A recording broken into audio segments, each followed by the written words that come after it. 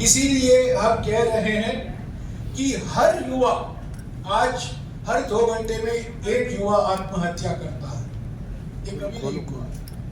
बेरोजगारी देश के सामने सबसे बड़ी समस्या है और प्रधानमंत्री इस पर चुप। हमने वादा किया है कि हर एक डिप्लोमा होल्डर और जो ग्रेजुएट होता है उसको 1 साल के लिए अप्रेंटिसशिप के लिए हम कानून बनाएंगे और 1 लाख रुपया वेतन उनको पहले साल मिलेगा, यानी कि पहली नौकरी पक्की होगी। हर एक युवा जो डिप्लोमा खत्म करता है या करती है और डिग्री खत्म करता है या करती है। और दूसरा वादा जो हमने किया है युवाओं के लिए, आज केंद्र सरकार में 30 लाख पोस्ट खाली पड़े हुए हैं। ये सैंक्शन पोस्ट है, इसको मंजूरी की जरूरत नहीं है, ये पोस्ट खाली पड़े हुए हैं। हमने भर्ती भरोसा का गारंटी दिया है कि 30 लाख जो केंद्र सरकार में रोजगार खाली पड़ा हुआ है उसको हम 1 साल में भर्ती करेंगे और आधा रोजगार उसका महिलाओं का। नारी न्याय को लेकर सबसे बड़ी गारंटी हमारी यह है कि हर गरीब परिवार में, देश के हर गरीब परिवार में एक महिला को 1 लाख रुपया हर साल महालक्ष्मी परियोजना के द्वारा सीधा उनके बैंक के खाते में डाला जाएगा। ये जुमला नहीं है, नरेंद्र मोदी जी की जुमला के माफिक नहीं है जो उन्होंने 2014 में वादा किया था कि हर एक के बैंक के खाते में 15 लाख रुपया जो काला धन बाहर पड़ा हुआ है हर एक के बैंक खाते में डाला जाएगा। ये एक गारंटी है। हमने कर्नाटका के गारंटी दी है, कर्नाटक सरकार ने यही महालक्ष्मी परियोजना लागू की है, तेलंगाना में भी ये लागू हुआ है और हम गारंटी दे रहे हैं कि देश भर में ये महालक्ष्मी परियोजना लागू होगी। ऐसे श्रमिकों को लेकर, पिछड़े वर्गों को लेकर, अनुसूचित जाति, अनुसूचित जनजाति और ओबीसी वर्गों के लिए आज 50% आरक्षण की सीमा है। अनुसूचित जाति, अनुसूचित जनजाति और ओबीसी का आरक्षण का सीमा सुप्रीम कोर्ट ने तय किया है कि 50% से ऊपर नहीं हो सकता। हमने ये गारंटी दी है कि हम संविधान में संशोधन लाएंगे, ये 50% ऊपरी सीमा हम हटाएंगे ताकि अनुसूचित जाति, अनुसूचित जनजाति और ओबीसी वर्गों के लिए उनके आबादी के मुताबिक आरक्षण हासिल वो कर पाएंगे। तो ये हिस्सेदारी न्याय हुआ। तो साथियों, ये कांग्रेस पार्टी की रणनीति है। प्रधानमंत्री इंटरव्यू दे रहे हैं, भाषण दे रहे हैं, दुनिया भर की बातें करते हैं, पर बेरोजगारी पर चुप है, महंगाई पर चुप है, बढ़ती हुई आर्थिक विषमताओं पर चुप है, किसानों की पीड़ा पर चुप है, चीन से जो आक्रमण हो रहा है लद्दाख में, अरुणाचल प्रदेश में, उस पर चुप है। पर प्रधानमंत्री और कोई मुद्दे उठाकर अपना चुनाव प्रचार कर रहे हैं और बार बार कह रहे हैं कि 400 पार, 400 पार। और 400 पार का मैंने आपको असली मकसद पहले ही बता दिया है। मकसद ये है कि संविधान को बदलना। हमें विश्वास है कि देश की जनता इस जुमलों में इस पर विश्वास नहीं रखेगी और जनादेश, स्पष्ट और निर्णायक जनादेश कांग्रेस पार्टी और इंडिया गठबंधन के पार्टियों को मिलेगा। आपको याद होगा 2003 में दिसंबर के महीने में कांग्रेस पार्टी राजस्थान पूरी तरह से हारी, मध्य प्रदेश के चुनाव हम हारे, राजस्थान के चुनाव हम हारे, छत्तीसगढ़ के चुनाव हम हारे, इंडिया शाइनिंग था। और 2003 में हमारे राजनीति के भीष्म पितामह जो माने जाते थे विश्व पितामह अटल बिहारी वाजपेयी जी प्रधानमंत्री थे। चुनाव हुए 2004 में और नतीजा क्या हुआ? बिल्कुल विपरीत हुआ। इंडिया शाइनिंग, जो हम असेंबली हम हारे थे, प्रधानमंत्री अटल बिहारी वाजपेयी, कोई फर्क नहीं पड़ा। जनता का विश्वास कांग्रेस पार्टी और कांग्रेस पार्टी के गठबंधन के पार्टियों पर मिला और यूपीए की सरकार बनी। 20 साल बाद यही होने वाला है। इतिहास दोहराएगा। 2004 में जो हुआ 2024 में होगा और इस बार भी लोग मुद्दों पर वोट करेंगे। मैं अलग अलग राज्यों में जा रहा हूं और मुझे देखने को मिल रहा है, मुझे महसूस हो रहा है कि मजबूत तरीके से जमीनी स्तर पर एक अंडर करंट, जोर से नहीं लोग बोल रहे हैं, जोर से नहीं बात कर रहे हैं, पर चुपचाप लोगों ने मन बना लिया है कि 10 साल अन्याय काल से हमें मुक्ति चाहिए। ये जो अमृत काल के सपने दिखा रहे हैं, इनसे छुटकारा चाहिए और वक्त आ गया है नारी न्याय, युवा न्याय, किसान न्याय, श्रमिक न्याय और हिस्सेदारी न्याय। तो इसी भावना के साथ, इसी आत्मविश्वास के साथ कांग्रेस पार्टी चुनाव में उतरी है और हम समझते हैं कि जो पहले चरण में हमने देखा है वो एक संकेत देता है कि प्रधानमंत्री, आउटगोइंग प्रधानमंत्री, उनका अलविदा होना अभी बिल्कुल समय 1.5 महीने ही बाकी है। 4 तारीख जून को नतीजे आएंगे और हमारे प्रधानमंत्री को हमें अलविदा कहने का हमें मौका मिलेगा। और इसीलिए मैं कह दूं कि आज अभी जानकारी मिली है कि इलॉन मस्क ने भी अभी अपना ट्रिप, जो इंडिया में आ रहे थे, भारत में आ रहे थे, उन्होंने कुछ महीने के लिए उन्होंने स्थगित कर दिया है, क्योंकि इलॉन मस्क भी जानते हैं कि आउटगोइंग प्रधानमंत्री से मिलने से कोई फायदा नहीं।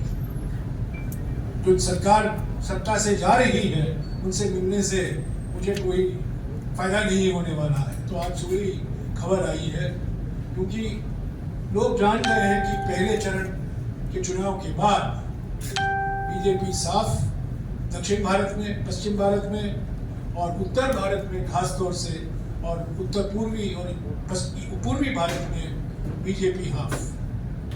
तो इंडिया गठबंधन की सरकार बनना निश्चित है और ये जनता की भावना है।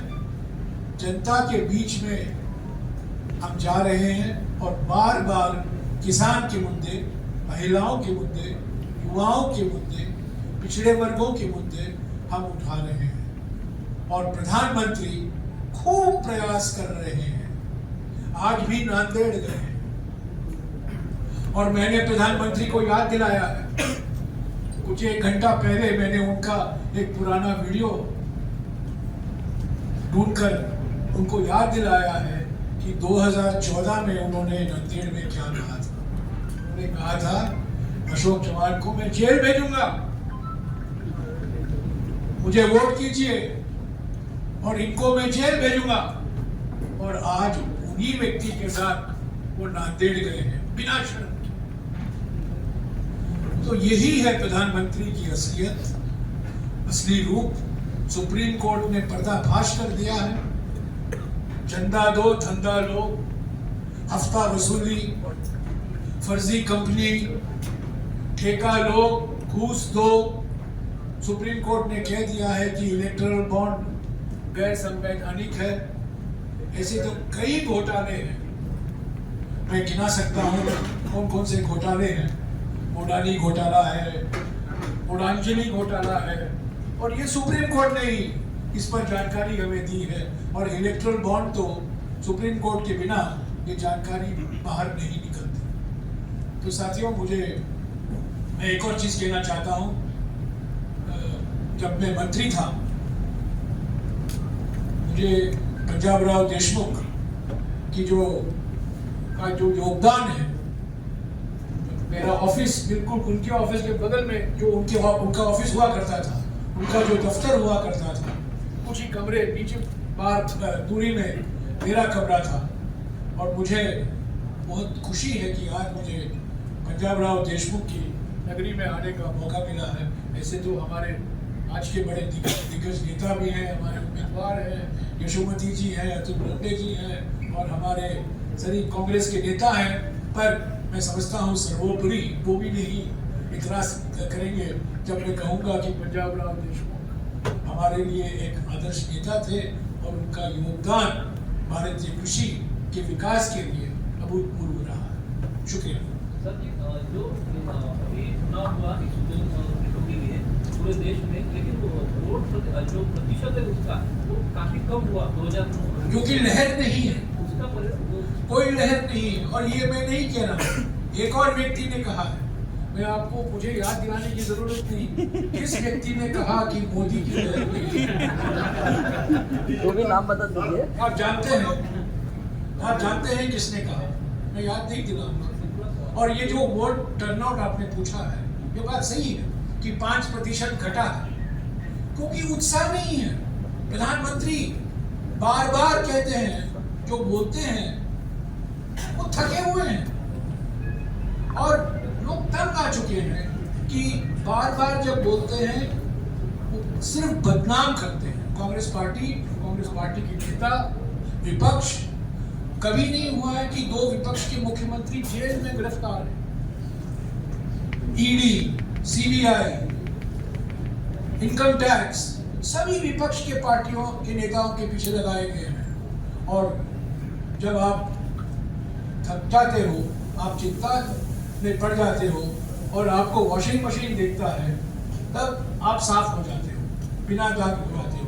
और मैंने मिसाल दिया आपको, महाराष्ट्र में कई ऐसे कुछ लोग हैं जिनकी आलोचना प्रधानमंत्री ने खूब की थी 2014 में और 2019 में भी, और आज वो बीजेपी में शामिल है और प्रधानमंत्री बोलते हैं कि मैं भ्रष्टाचार के खिलाफ लड़ रहा हूँ। सारे के सारे लोग, मैं एक और मिसाल देता हूँ एक और महाराष्ट्र के बड़े नेता 2014 में प्रधानमंत्री मन से कहा करते थे, मनमोहन सिंह जी के समय में सबसे बड़ा घोटाला है एयर इंडिया का घोटाला।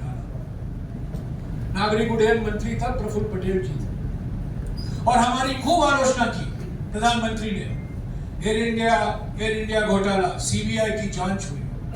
क्या हुआ 2 महीने पहले, 3 महीने पहले या 1 महीने पहले सीबीआई ने वो केस बंद कर दिया। क्यों? क्योंकि प्रफुल्ल पटेल अभी बीजेपी के साथ है।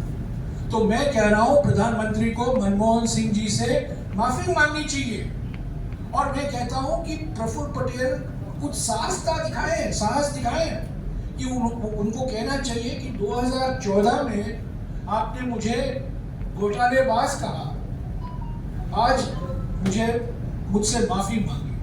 यही तो हकीकत है। तो जो इल्जाम लगाते हैं और जो वास्तविकता है, उन दोनों के बीच में जमीन आसमान का फर्क है। सर, आपने वोट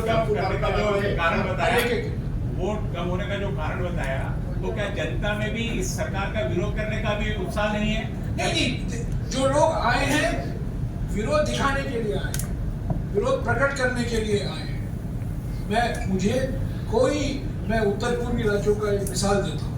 वहाँ हमारा कोई राज्य सरकार नहीं है, सारे के सारे बीजेपी की सरकार है, या रीजनल पार्टी के साथ या उनके साथ, असम के माफी। पर वहाँ जो लोग आए हैं उत्साह से, वो कांग्रेस को वोट देने के लिए आए हैं, हमारे गठबंधन के पार्टियों को वोट देने के लिए आए हैं। तो ऐसा नहीं है कि जो वोटर टर्नआउट है वो घटा है, खास तौर से उत्तर भारत में और पश्चिम भारत में। वो इसका कारण ये नहीं है कि इनको हटाने के लिए उत्साह नहीं। बात यह है कि आज अगर कोई लहर है तो नाराजगी की लहर, मोदी की लहर नहीं है। ये नाराजगी की लहर है। मोदी जी का जो 400 पार का नारा है, सॉरी, मोदी जी का जो 400 पार का नारा जो हाँ। है, कांग्रेस का कितने पार का है? क्या मैं- कितने सीट है? आपने मुझे ठीक से सुना नहीं। मैं ज्योतिषी नहीं हूँ और आंकड़े के खेल में नहीं पढ़ू, पर मैं कह रहा हूँ आपको स्पष्ट और निर्णायक बहुमत हमें मिलेगा। और मैंने पहले ही कह दिया है कि दक्षिण भारत में बीजेपी साफ और शेष भारत में बीजेपी हाफ। तो आपको आप ही गणित करेंगे ना कितना नंबर आएगा। 400 पार की तो बिल्कुल गुंजाइश नहीं है। नहीं नहीं फिर स्पष्ट और निर्णायक जनादेश कांग्रेस पार्टी और इंडिया गठबंधन के पार्टियों को मिलेगा। फिर अमेठी में सुनिए सर मोदी का विरोध है, तो क्या वजह है कि कांग्रेस के बड़े बड़े दिग्गज नेता जो है वो बीजेपी की राह पकड़ रहे हैं? वो कई कारण है। मैं आपने सही पूछा, मैं इसका जवाब दूंगा। एक तो कई लोग कांग्रेस में आ भी रहे हैं, ऐसा नहीं है कि सिर्फ डिपार्चर लाउंज में बैठे हैं, अराइवल लाउंज में भी बहुत लोग हैं। राजस्थान में कुछ सांसद जो बीजेपी के सांसद हैं, सिटिंग एमपी, वो कांग्रेस में भर्ती हुए हैं। कई पार्टियों, कई राज्यों में ऐसा हुआ है। आज भी आप देख रहे हैं कर्नाटक में, तेलंगाना में सब लोग आ रहे हैं कांग्रेस पार्टी में। पर वो छोड़िए, हरियाणा में तो उसको छोड़िए, क्यों जा रहे हैं हमारे पार्टी से, यही तो सवाल है। पहला सवाल है कि बहुत सारे लोग कमल ब्रांड वॉशिंग मशीन और मोदी ब्रांड वॉशिंग पाउडर उनके लिए जरूरत है। वो डरे हुए हैं, उनको धमकाया गया है। परसों एक कांग्रेस नेता मेरे घर में आए और रोने लगे और उन्होंने मुझे कहा, मैं उनका नाम नहीं लूंगा, उन्होंने कहा सर मेरे 20 साल पुराने इनकम टैक्स रिटर्न खोले गए हैं, मेरे परिवार के खिलाफ जांच हो रही है, मैं क्या करूं आप बताइए। वो रोने लगे। एक कांग्रेस नेता, दिग्गज कांग्रेस नेता जो सांसद रहे। तो एक कारण यह है कि जो लोग गए हैं उनको वॉशिंग मशीन की जरूरत है, वॉशिंग पाउडर की जरूरत है, धमकी दी गई है, डराया गया है ईडी, सीबीआई, इनकम टैक्स द्वारा। ये दूसरा, कुछ लोग ऐसे हैं उनको पार्टी ने सब कुछ दिया है, पोस्ट दिया है, पद दिया है, विधायक बनाया है, सांसद बनाया है, उनके योग्यता से भी ऊपर उनको मिला है पहचान पार्टी से, तो वो उनके स्वार्थ के लिए वो चले गए हैं। तो तीसरी बात, जब एक व्यक्ति पार्टी छोड़कर जाता है, हजारों युवाओं के लिए मौके के दरवाजे खुल जाते हैं। तो हमारे पार्टी में ऐसे बहुत से काबिल युवा हैं और मध्य वर्ग के जो बीच के नेता हैं जो ऊपर उभर कर नहीं आ सके, क्योंकि कुछ लोग जमींदार बनकर बैठे थे हमारे संगठन में, उनके जाने के बाद उनके लिए मौका भी मिल गया है। मायूसी है, मैं स्वीकारता हूँ, मुझे भी मायूसी हुई जब लोग जाते हैं। हमारे दोस्त रहे हैं, हमारे सहयोगी रहे हैं, हमारे साथ खाया है, हमारे साथ बैठा है, हमारे साथ काम किया है, वो चले जाते हैं। उदास तो होता हूँ मैं, वास्तविक है, पर मुझे कोई इतराज नहीं है कहने के लिए कि ये लोग सब गद्दार हैं। इनको पार्टी ने पहचान दी है और इन्होंने इस संवेदनशील मौके में अपने अवसरवादी कैरेक्टर दिखाया। सर, गुलाम नबी आजाद जैसे व्यक्ति ने पार्टी नेतृत्व पर आक्षेप उठाया है, टिप्पणी की है, क्या कहना चाहेंगे आप? मैं गुलाम नबी आजाद जी का रोज जवाब देता हूँ, रोज जवाब, कल भी मैंने जवाब दिया। तो गुलाम नबी आजाद जी को कांग्रेस पार्टी ने क्या नहीं दिया, सारे पद, सांसद, मंत्री, विपक्ष के नेता, क्या करें बेचारे गुलाम नबी आजाद। उनको घर की जरूरत है, दिल्ली में बंगला की जरूरत है। सर ऑल इंडिया 4 एकड़ के बंगलों में बैठे हुए हैं प्रधानमंत्री के बदौलत। तो एक बंगले के लिए वो बीजेपी का समर्थन कर रहे हैं। सर ऑल इंडिया कांग्रेस कितनी सीटों पे लड़ती है? ऑल इंडिया कांग्रेस मेरे ख्याल में करीब 350 सीटों पर लड़ी। अमेठी और करीब रायबरेली के कैंडिडेट कब डिक्लेयर क्योंकि करेंगे? हमने अमेठी और रायबरेली के कैंडिडेट कब क्योंकि डिक्लेयर हमने करेंगे? उत्तर प्रदेश में, महाराष्ट्र में, पश्चिम बंगाल में काफी कुछ हमने अपने जो इंडिया गठबंधन के साथी उनको साथ लेकर चलने का हमने खूब ईमानदारी से प्रयास किया। तो ये बात सही है कि 2024 में 2019 या 2014 की तुलना में हम कम सीटों में लड़ रहे हैं, पर हमारा स्ट्राइक रेट बहुत सकारात्मक हो। अमेठी से राहुल गांधी का चुनाव लड़ना लगभग तय है या प्रियंका गांधी कहाँ से लड़ेंगी?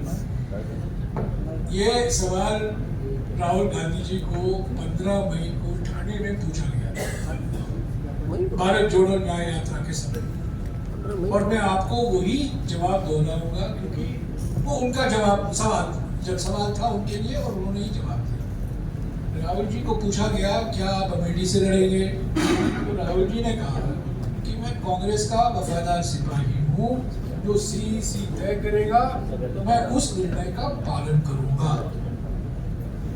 अगर आप मुझे पूछ रहे हैं कि क्या कांग्रेस संगठन चाहता है कि राहुल जी अमेठी से लड़े और प्रियंका जी रायबरेली से लड़े, उस सवाल का जवाब है हाँ। अगर आपका सवाल ये है कि क्या अमेठी की जनता और रायबरेली की जनता चाहती है, वो भी जवाब हाँ। मैं खुद अमेठी गया हूँ यात्रा के समय, मैं खुद रायबरेली में था, महिलाओं से मिला, युवाओं से मिला, व्यापारियों से मिला। उन्होंने क्या कहा मुझे अमेठी में, उन्होंने कहा 2019 में हमसे गलती हो गई, इस बार राहुल भैया को यहीं से लड़ाइए। और रायबरेली में तो सब लोग चाहते थे कि प्रियंका जी लड़े, पर मैं एक बार फिर कह दूं, ये निर्णय सीईसी लेगा। अभी कोई जल्दबाजी करने की जरूरत नहीं है। एक फेज हो गया इलेक्शन का, आप 3, 4 और 5 दिन आप इंतजार कीजिए, आपको खुद पता चल जाएगा हमारे उम्मीदवार अमेठी के और रायबरेली के कौन हैं। एक फेज हो गया इलेक्शन का, आप बोल रहे जल्दबाजी नहीं, इलेक्शन का एक फेज हो गया और आप बोल रहे जल्दबाजी थोड़ा नहीं। पीछे थोड़ा चुप होइए। आपने अगला जो प्लान लिखा है हर युवा को 1 लाख की जो साल की हाँ, राइट टू अप्रेंटिसशिप। ये जरा इम्प्लीमेंट कैसा होगा ये थोड़ा मैं आपको बताता हूँ, ये राइट टू अप्रेंटिसशिप कानून लाया जाएगा। ये राइट टू अप्रेंटिसशिप कानून के तहत जो कोई युवा डिप्लोमा पास करता है या करती है, आजकल करती है ज्यादा हुआ है, करता है ज्यादा कम, और जो डिग्री लेते हैं ग्रेजुएट। देखिए हमारे देश की विशेषता देखिए, अनोखी बात है, सारे दुनिया में जो बेरोजगार हैं अशिक्षित बेरोजगार हैं। हमारा देश एकमात्र देश है जहां शिक्षित बेरोजगारी बढ़ रही है। अगर आप अशिक्षित हैं, आपको कुछ ना कुछ रोजगार मिल ही जाता है, क्योंकि आपको जिंदगी काटने का रोजगार मिल जाता है। पर जब आप डिग्री लेते हैं या डिप्लोमा लेते हैं तो आपको बेरोजगारी का सामना करना पड़ता है। तो इस कानून के तहत ये कानून बनाया जाएगा। 1 लाख रुपया वेतन 1 साल के लिए उस युवा को दिया जाएगा, और उस 1 साल के अंदर हम उम्मीद करते हैं कि वो एक रेगुलर नौकरी उनको मिल जाए। तो ये अप्रेंटिसशिप है। तो सालाना पैकेज 1 लाख है, मंथली उसको 1 लाख मिलेगा। 1 साल युवा के लिए मंथली मिलेगा। एक मिनट महिलाओं के लिए महालक्ष्मी 1 लाख हर साल, 1 लाख रुपया हर साल। युवाओं के लिए जो वेतन मिलेगा अप्रेंटिसशिप के लिए 1 साल के लिए 1 लाख, 1 साल के लिए 1 लाख। पहली नौकरी है ये, पहली नौकरी पक्की। सर जी अभी आपने बताया कि 1 लाख मिलेंगे। अमरावती में क्लॉथ सेंटर में काम करने वाला जो युवा उसको 400 रुपये रोज मिलता है, और आप अगर 1 लाख देंगे तो वो 277 रुपये, 277 में अगर वो काम, एक सुनिए ना, अगर वो काम कर रहे हैं वो तो बेरोजगार नहीं है। अगर वो काम कर रहे हैं तो वो बेरोजगार नहीं है, ये बेरोजगार। आपका सवाल क्या है? हम ये कह रहे हैं जो डिप्लोमा पास करता है, जो डिग्री पास करते हैं, उनको जॉब कहीं रोजगार नहीं मिलता है, उनको ये राइट टू अप्रेंटिसशिप एक्ट जो ब्लॉक पे काम कर रहा है ये लागू ही नहीं होगा। वो पत्रकारों को लागू नहीं होगा। और 1 साल के बाद उसकी नौकरी परमानेंट हो जाएगी क्या? सर 1 साल के बाद उसकी नौकरी परमानेंट हो जाएगी। 1 साल के बाद वो और कोई नौकरी ढूंढेगा, रोजगार ढूंढेगा, पर पहली नौकरी जब आप डिप्लोमा पास करते हैं, जब आप डिग्री पास करते हैं, आपने अभी अखबारों में पढ़ा होगा, IIT से भी अगर आप लोग पास करते हैं, अभी लोगों को काम मिलना बड़ा मुश्किल हो जाता है। तो 1 साल के लिए ये राहत, इसको राहत के रूप में देखिए, ये अप्रेंटिसशिप है। आप ये अप्रेंटिसशिप की गारंटी है। अगर आप चाहते हैं किसी व्यापार में काम करना चाहते हैं, किसी उद्योग में काम करना चाहते हैं, या किसी सर्विस सेक्टर में काम करना चाहते हैं, 1 साल के लिए अप्रेंटिसशिप 1 लाख रुपया गारंटी है। सर एक गारंटी के 3 मुद्दे आपने बोले हैं, वो भाभी का ये इंडिया गठबंधन के कि कांग्रेस? ये कांग्रेस पार्टी और इंडिया गठबंधन के गारंटियां हैं। ये कांग्रेस पार्टी की सिर्फ गारंटी नहीं है। हालांकि भारत जोड़ो न्याय यात्रा के समय हमारे कांग्रेस अध्यक्ष और हमारे नेता राहुल गांधी जी ने इसका जिक्र किया, पर इंडिया गठबंधन की 4 बैठकें हुई हैं। पहला बैठक हुआ 23 जून को पटना में, दूसरी बैठक हुई 17 और 18 जुलाई को बेंगलुरु में, तीसरी बैठक हुई आपको याद है 31 अगस्त और 1 सितंबर मुंबई में, और चौथा बैठक हुआ 19 दिसंबर को। और इन चारों बैठकों में इंडिया गठबंधन के पार्टियों ने ये तय किया कि किसान, युवा, महिला, श्रमिक और पिछड़े वर्ग, इन 5 मुद्दों पर हमने एक सहमति बनाई। तो ये जो 5 गारंटियां, 5 न्याय हैं, 25 गारंटी है, जो कांग्रेस पार्टी ये कार्ड डिस्ट्रीब्यूट कर रहा है, इसका घर घर अभियान चल रहा है, ये सिर्फ कांग्रेस पार्टी की ओर से वादा नहीं है, ये इंडिया गठबंधन के ओर से वादा है। सर इंडिया अलयंस जब बनी थी तब तृणमूल कांग्रेस और बीजेपी भी आपके साथ में थे। आज वो बाहर जाके अकेले लड़ रहे, इसका फायदा बीजेपी को हो रहा है, आपको इसके बारे में, वो बी टीम में भाजपा कैसा लगता है? देखिए, मैं बी टीम और सी टीम के बारे में नहीं कहूँगा, फिर ए टीम और ए टीम के बीच में हम लड़ाई कर रहे हैं। ये जो बी टीम बनते हैं ना, कभी कभी बी टीम बनते हैं, कभी कभी सी टीम बनते हैं, मैं इनके बारे में ज़्यादा नहीं पूछूँगा। ओके ठीक है। लास्ट सवाल। Last question. सर एक सवाल एक सवाल। हाँ जी, एक और लोकल एमएलए जो है कांग्रेस की, वो पूरे प्रचार से नाराज है, तो आप क्या कहेंगे? विश्वपति कहिए। अब कुछ कहने के लिए बाकी नहीं है सर, दे वर वो एवरीथिंग, उसके लिए उसमें क्या कहना है? अगर संपला बेटा, थैंक यू सो मच। आप नागपुर से आए हैं और सिर्फ पत्रकार परिषद दे रहे कि आपको भेड़ा हुआ है कार्यक्रम, ये पत्रकार परिषद भी नागपुर में हो सकती है ना? आपका क्यों आपको ऑब्जेक्शन है? नागपुर में ऑब्जेक्शन क्या रहे हैं? कार्यक्रम जानने की बात। नागपुर में मल्लिकार्जुन खड़गे जी खुद गए थे, ठीक है, खुद गए थे। मैं अमरावती आया हूँ, थोड़ा सा आपको कोई इतराज है? बराबर, आपका स्वागत है, स्वागत है। हमारे लिए